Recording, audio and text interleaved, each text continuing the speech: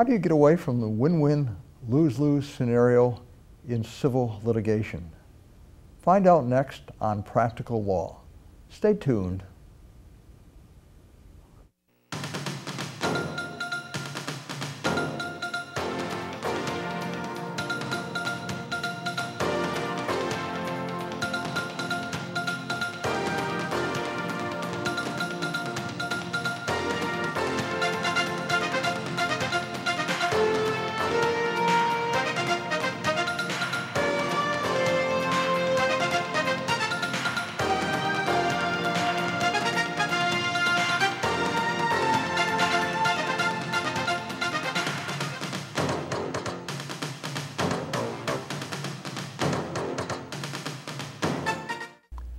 Welcome to Practical Law. I'm your host, family law attorney Henry Gornbein. I'm also pleased to say that Practical Law is now being co-produced and sponsored by the Oakland County Bar Association.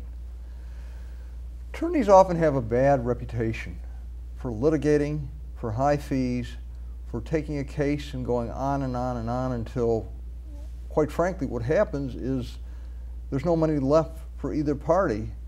And then sometimes a settlement is achieved. Too often cases go to trial that shouldn't. Today on Practical Law, I'm pleased to welcome as my guest Attorney Jonathan Frank, who's going to discuss ways of getting a result without taking that last dollar or going through a trial. John, welcome to Practical Law. Thanks, Henry. Thanks for having me. First of all, why don't you tell our viewers about your background and what you do as a lawyer? Okay. I grew up in Southfield. I went to college in California at Stanford and came back to go to Michigan Law School, and then went out to practice at a big firm in Los Angeles for 4 years and learned how big firm litigation practice goes, and then moved back here, and I've been working with smaller firms ever since. Tell us about big firm litigation practices, because I think it's interesting, and let's share it with our viewers. Well, they're very useful, especially in certain kinds of cases. In other kinds of cases, there can be a tendency in big firm practice for a certain amount of overkill or for inefficiencies. It's just a natural result of the way big firms are set up, and so I litigate quite a bit with and against big firms, and there can be a different point of view in how to get to a bottom line result.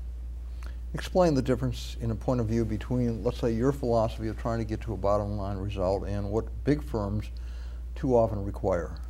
Well, it could be a big firm or medium-sized firm or small firm, but the way I view litigation, and especially business litigation, is it's a business problem. It's a problem that my client is having, usually an entrepreneur, business owner, and they have a problem. And then it has become a legal problem the same way other problems might be an accounting problem.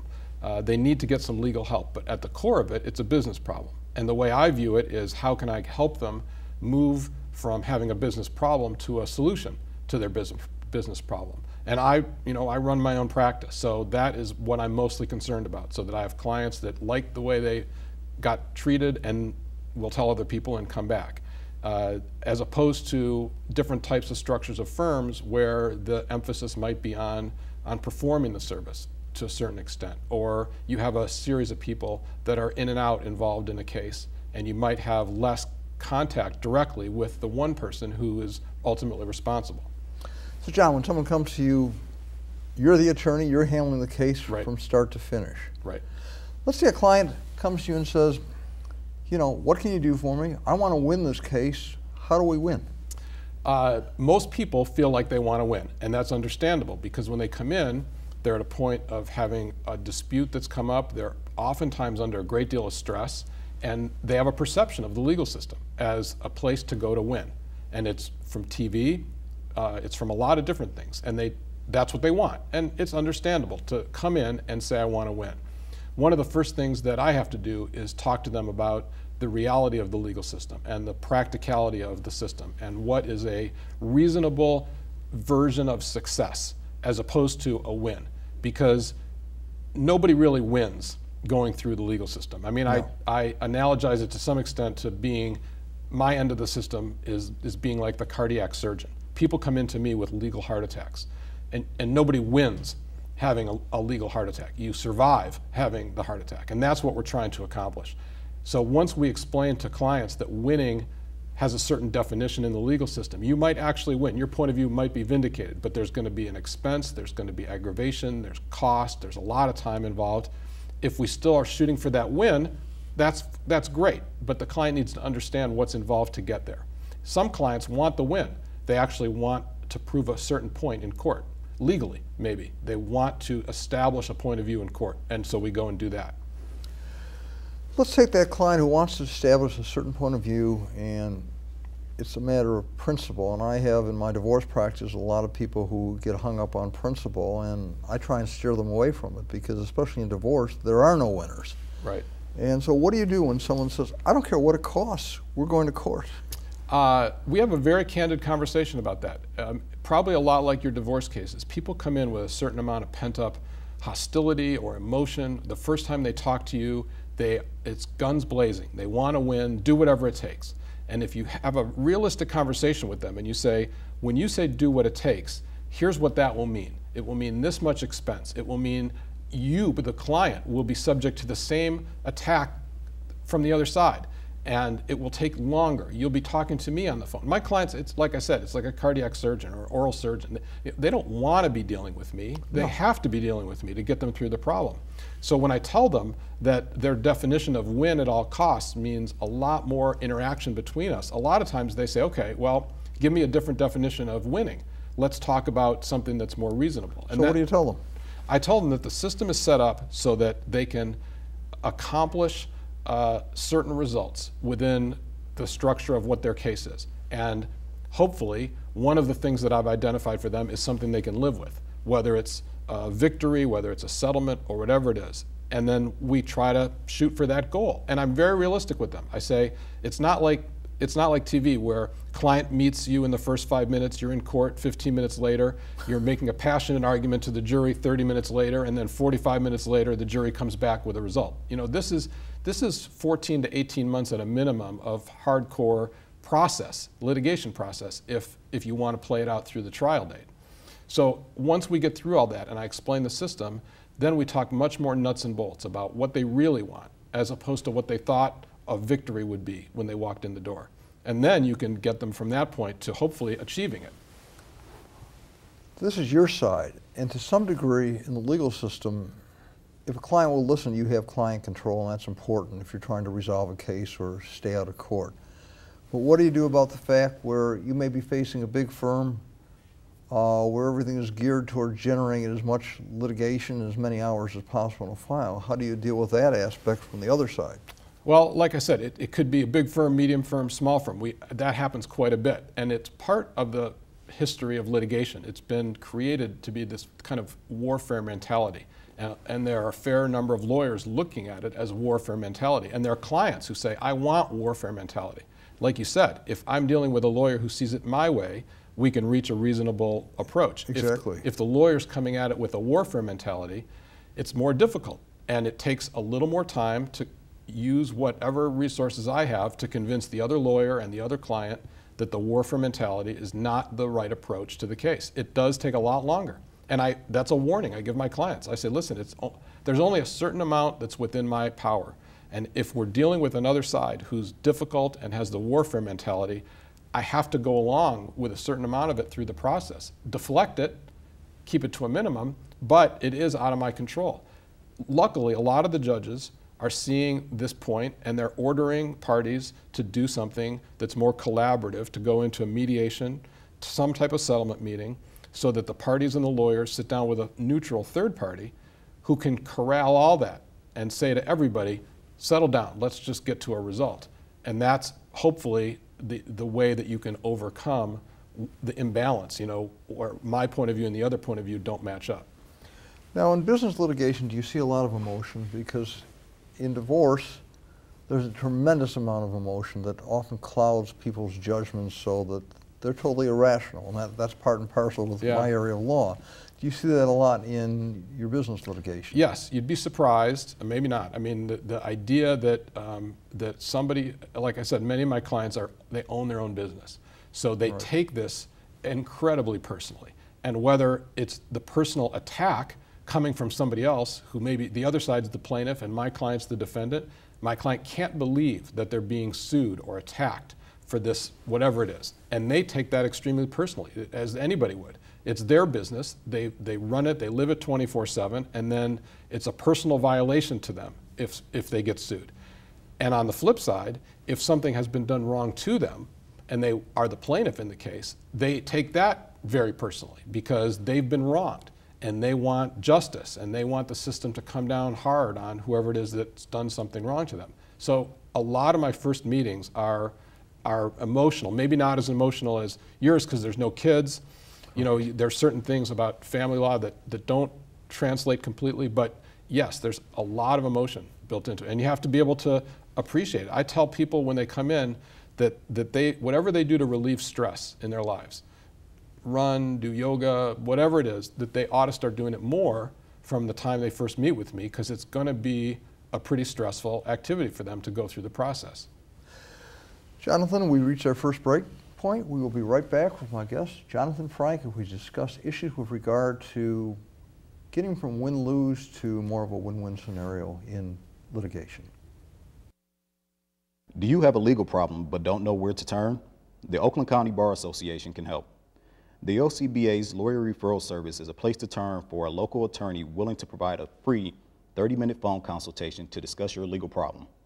The OCBA services covers many areas of law, including child custody, bankruptcy, and immigration. Nearly 200 OCBA attorneys volunteer their time to answer questions. For more information, call 248-338-2100. We are back with my guest, Jonathan Frank, as we discuss issues with regard to business litigation. John, before the break, you were really talking about trying to get people into a mode where instead of saying, we've got to win, we've got to go to trial, what can we do short of that? What about where it's just about the money? Well, unfortunately, there's a lot of just about the money right now. And again, you have to have a realistic view. If a client is owed money, first of all, they have to be prepared to understand there might be a tax back on them. You know, maybe your performance wasn't as good as you thought for whatever reason. It might just be about the money, but maybe it's not. If it's just about the money and somebody's owed a debt, they have to be realistic about what the system can and can't do. I'm involved in a case right now where there's quite a bit of money, and it's not disputed that it's owed. It's 6 figures. But the ability of the legal system to actually grab the money is a different story. And so clients don't always understand the steps that are required to actually collect the money that they're owed. And likewise, people that owe the money, when they come in and they talk to me, are looking for a way to avoid paying the money that they know they owe. And then they have to be educated about what the system can and can't do to get to the money. You find it more difficult now versus, let's say, 5 years ago? Because I'm finding in my practice, so many of my cases, it's not how do you divide assets, but who gets what debts, and houses are underwater, people have no money, and it makes everything more complicated. Is that true in your business practice as well? Sure, sure. I do a fair amount of real estate litigation, and the real estate litigation back in the late 90s, early 2000s was one developer and another developer trying to develop the same piece of property, or one developer trying to get as many houses as they could get on their property and having a litigation with the city about that. Well, that doesn't happen anymore. And now the developers are litigating with their partners about how they got into these situations. They're litigating to get out of property. They're litigating with banks to avoid debt. You know, so the whole idea of what you're trying to accomplish has changed within the same industry. And it's like that in a lot of industries. You have a lot more fights about partners suing partners because deals fell through. And why did they fall through? Whose fault was it that it fell through? And how are we going to afford to pay back all the people we owe because it fell through? So you deal with these things, and people are looking at, you know, spending, in some cases, thousands of dollars. In some large cases, they can spend hundreds of thousands of dollars. When they first meet with you, do you try and give them a realistic appraisal? Again, you don't know all the facts going in, and sometimes clients withhold some key facts going in. Right. What approach do you take at the initial consultation? That is the hardest, one of the hardest things that I have to deal with is because what we sell, especially litigation, is unlike virtually anything that anybody sells. Even, you know, in family law, you can say this divorce is going to go through basically the following steps. It's going to have basically the following timeline to it. Corporate lawyers can basically say this is what the thing that I'm going to draft. When I'm litigating, part of what I have to deal with is what's coming at me from the other side. And so I have to tell my client at the beginning, I can tell you that the cost for the first couple things I'm going to do is in this rough area. But I can't tell you beyond that because, and I use this analogy, maybe it's kind of stupid, but I say if you ask somebody who's returning a kick in football how long it'll take to get them to the other end zone, they can tell you that they could run 100 yards in 9.7 seconds. But that's not the amount of time it will actually take during the football game for them to get from one end to the other. And it's a lot like that with litigation. I don't know if I'm going to have to punt 7 times before I get there, and there's expense every step of the way. I try very hard to make sure clients understand that so they don't get surprised down the road, because that's the worst thing for me, for everybody, when they get surprised. And I have a lot of depressed clients from the get-go, but what's interesting about your analogy, I use a similar analogy in divorce, and I tell people, think of a 100-yard dash. That's not a divorce. Now think of a marathon. That's a divorce. Right, and same. Right. You know, you're going to get there, but it could take you a while. You're going to hit a wall. You're going to feel you can't make it, but ultimately you will, and it's just a matter of how long and under what factors.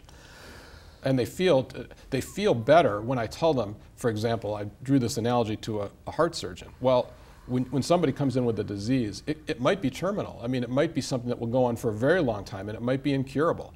Well, when businesses come to me with a business problem, there's no such thing as that, fortunately. It'll get solved. It will get solved somehow. Either it'll get solved because we settle it, it'll get solved because a judge decides it, a jury decides it, a court of appeals decides it. At some point down the road, it'll get resolved and the suffering will be over for everybody.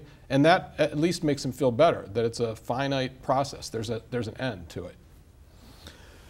Now, in divorce, every case is mediated. What about in business litigation? I know they have the panels, which is not really mediation. That's just a short meeting, give a number, et cetera. But what about traditional mediation in business litigation? More and more cases are going through mediation. Judges are recognizing it's a valuable way to resolve cases. I've been trained as a mediator, and I fully respect the process of mediation. It allows the parties to control their own destiny in a way that they can't if they go through the judicial system. And I give, again, a stupid example, but I have 3 boys, and 2 of them were roughly the same age. If they had an argument at one end of the house, and they come to me, and I'm at the other end of the house, they're both going to come yelling and screaming about what their fight is, pointing fingers, but I wasn't there. And if they're willing to live with the fact that I wasn't there, and I'm just going to hear from both of them, and I'm going to make the call, fine. But if on the way down the hall to me, they can see a way to resolve it themselves, maybe meet with my wife halfway down and throw the thing back and forth, instead of getting a decision, they accomplish the same result. They get a solution, but they control it. And people would rather control their own decisions. And that's why mediation is becoming extremely popular, very useful, very successful, and judges are putting the parties in there knowing it'll work to settle the cases. What about arbitration in business disputes? Is that becoming more common also? I'm a trained arbitrator also. I think arbitration suffers from some of the same flaws as having a judge decide. You're still going to have a third party, in this case an arbitrator, make a decision and impose it on a situation, which it has some advantages over court. It's a little more predictable. You show up in a conference room on a specific date. You don't have to worry about a judge being busy. You can say it'll happen faster. There's a lot of advantages, but in terms of control, you're still giving up your control to an arbitrator. And that's why mediation, I think, is a better approach, because at the end of the day, literally at the end of the day, the parties say, I like that deal. I will take that deal. And they walk out and they're done. And they're satisfied that they did it instead of somebody putting it on them. Do you find it's a hard sell to get clients to go into mediation, or do you find more and more clients say, yeah, let's try it? It's not a hard sell. It's not a hard sell. Once I explain it that way, that they can control it, especially business people. Business people are so fearful of being out of control. They don't want to lose control of their dispute and let a judge or jury decide it. So once we can explain to them that they maintain control, they all want to do it. They all want to do it. And I've successfully mediated cases every month, because clients on both sides, at some point, once they gather up enough information and they feel like they've had their shot at maybe winning outright, Once they've had that shot, they would rather sit in a room altogether if it takes them 8 hours and resolve it than throw it out to somebody else. So the goal is really getting to yes, for lack of a better word. Getting to yes, yeah. What are some tips that you would pass on to our viewers with regard to things to think about if they're in litigation? Well, first of all is to understand the process right away. Talk to a lawyer who will be able to nuts and bolts practically explain the process. The clients, like I said, they want control. They don't want somebody to say to them, let me handle that for you, and along the way, 16, 18 months from now, I'm going to be totally in charge of this, and you stay out of it. The client should understand every aspect, the cost. They should understand when they have to show up, where they have to show up, what's going to happen to them in court, and then they can make better decisions as the process goes along. So the first thing is understand the process. The second is be prepared to accept responsibility if there is responsibility to be shared between the parties. Well, how do you get them into that mold? Because a lot of people say, well, it's all someone else's fault, and it's hard to be introspective. It's hard to look in the mirror and say, well, maybe I'm not the perfect human, or maybe I did screw up. Very delicate problem. And the reason is because clients want their litigators to be their warriors. Right. And that's justified, that's fair. But at the same time, they want us to be their advisors, and they want us to tell them what's going to happen. So I'm not doing my clients very much good if I'm the warrior only, and one day they get attacked and it comes out of nowhere, or they lose and it comes out of nowhere, and I didn't ever prepare them for the possibility that that could happen. At the same time, if I'm the advisor and they think I'm undermining their case because I'm giving them all these examples of bad things that can happen, they get nervous, like, isn't this guy fighting for me? So again, to use the football analogy, a lot of times what I say is, it's the only way to establish your offense and run it is to watch a lot of film of the defense and know what they're going to throw at you and be able to recognize it and deal with it. And that's what we do. We have sessions where we talk about what the defense is going to throw at us, and not that I'm feeling weak about the position. It's just that these are arguments that could be made. And then over time, they can accept some responsibility. John, we reach another break point. We'll be right back with my guest, Jonathan Frank, as we discuss issues in litigation and how to solve things out of court. Do you have a legal problem but don't know where to turn? The Oakland County Bar Association can help. The OCBA's Lawyer Referral Service is a place to turn for a local attorney willing to provide a free 30-minute phone consultation to discuss your legal problem. The OCBA's services covers many areas of law, including child custody, bankruptcy, and immigration. Nearly 200 OCBA attorneys volunteer their time to answer questions. For more information, call 248-338-2100. We're back with my guest, Jonathan Frank, and issues involving settling civil litigation. John, during the break, you were talking about an example. Would you share this with our viewers? Sure. I was involved in a manufacturing dispute, some tubing that wasn't built according to specifications, and there was about a couple $100,000 owed for it. And this dispute kind of bubbled up. Why aren't we being paid? And then, oh, there seems to be a problem. So first of all, we have to talk about sharing responsibility. Have the client understand that the reason they're not getting paid is because there may legitimately be some fight. And it may be because somewhere down the employee chain of their own business, somebody really didn't do what they should have done. So we have to figure that out. And then in this particular case, I was dealing with a lawyer at a big firm, and we both had enough experience with these types of cases that in our very first phone call, we were able to boil down basically the whole case, the whole 18 months of the case, into what it was going to cost, how much time it was going to take, all the aggravation, the fact that our clients really didn't want to be talking to us. They wanted the problem solved.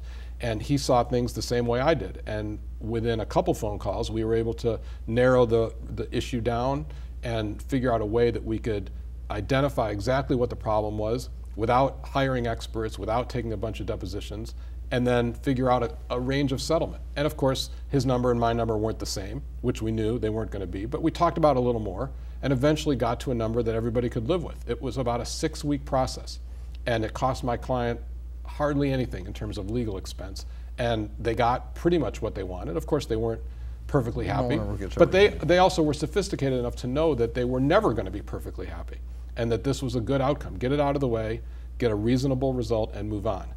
Part of it is both lawyers were fully capable of preparing and trying the case if necessary, and they knew that. So they had every belief that if necessary, both sides would go to the mat and both sides would show up in court fully prepared to try their case. And that allowed them to back up from there and come to a settlement. Now, what about the big firm mentality? How was this lawyer someone who had enough clout in the firm so he or she could make that decision and take the path that worked in this case? You know, I don't know, but I assume that every client has become more sophisticated about control over this issue. Like I said, big firm, small firm, medium firm, and sophisticated clients realize that this is a better result, and especially if it's a client that's done repeat business with the firm. I mean, they want a good result. They want it to end. Exactly. Yeah.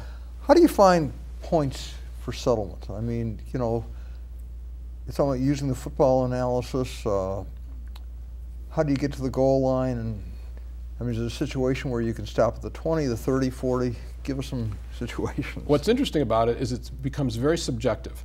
Clients will say to me, "Would you take that deal?" They say that to me a lot. And I tell them at the beginning, I'm not going to answer that question. I will tell them the things that might happen to them if they don't, but I can never say to them, take that deal. I've had a client turn down a 7-figure settlement in a case where I would have taken it, I mean, but it's not my money. Right. He could look at that and say, well, I'm not interested in taking the settlement. And on the other hand, I've had clients take quick settlements where I might have said, you know, hold on, you'll be able to get more money, but they were in a position of needing the quick settlement. Emotionally, they needed it, financially, or whatever other reason. So I do my best to not impose my own personal view, because it's very personal how people view money, and we try to figure out what they really want. Did the client who turned down these 7-figure settlements come out all right at the end? Or? Yeah, it worked out fine. It worked out fine. And I guess what I'm saying is, subjectively, it's important that the client understand whether it's working out fine or not. That's much more important than an objective view. Is that a good amount of money, bad amount of money? There's no such thing as that. It's a personal feeling. Am I happy with the settlement, the way it's structured? And we try to talk about that as opposed to, this is the dollars I want. It's interesting. In family law, I use this analogy that the same result, same dollar amount or same whatever, if 6 months or a year from now you're moving on with your life and rebuilding, good settlement. If on the other hand, it's eating away at your guts and you can't stomach a bad settlement, and it's very subjective. I just had a very happy client come in. We settled a case for a lot of money, but it was less than he probably could have gotten if he'd gone through with the trial. We were close to trial. We went to mediation. He got a good settlement through the mediation process. And he was struggling, you know, should I take it or not? And I said, one thing you have to consider is your own stress level. Can you live with moving on? He said, I can't, I want the money. And I met him 3 months later. He was so happy that he'd gotten the stress over with. And he'd used the money and bought into a new business. We're out of time. We ran over. John, I want to thank you for being my guest on Practical Law. I want to thank you for watching Practical Law.